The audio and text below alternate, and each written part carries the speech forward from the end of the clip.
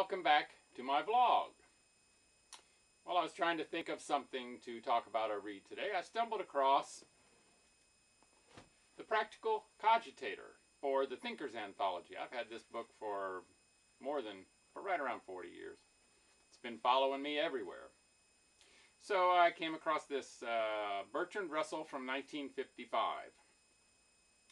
Sometimes in moments of horror I have been tempted to doubt whether there is any reason to wish that such a creature as man should continue to exist.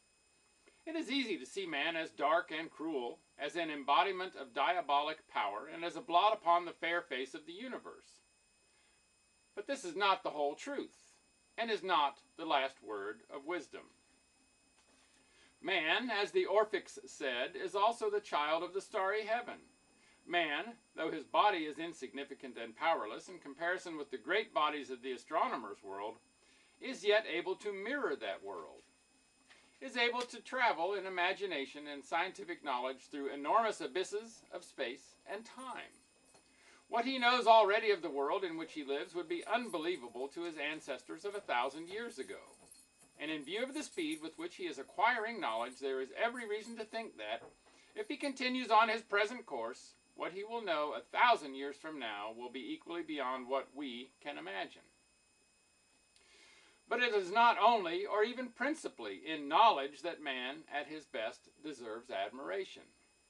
Men have created beauty. They have had strange visions that seemed like the first glimpse of a land of wonder.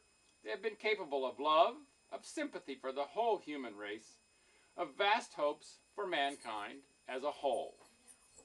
These achievements, it is true, have been those of exceptional men and have very frequently met with hostility from the herd. But there is no reason why, in the ages to come, the sort of man who is now exceptional should not become usual.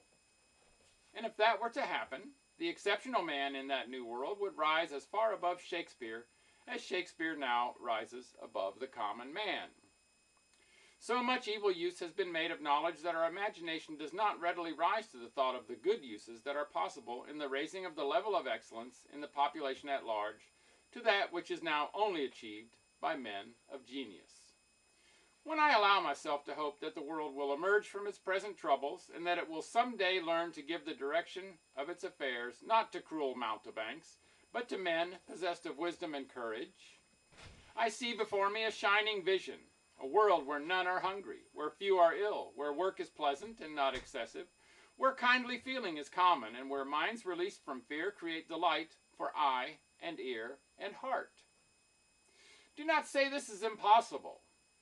It is not impossible.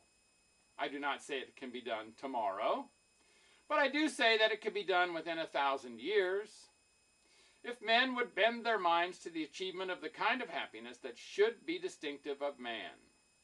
I say the kind of happiness distinctive of man because the happiness of pigs, which the enemies of Epicurus accused him of seeking, is not possible for men.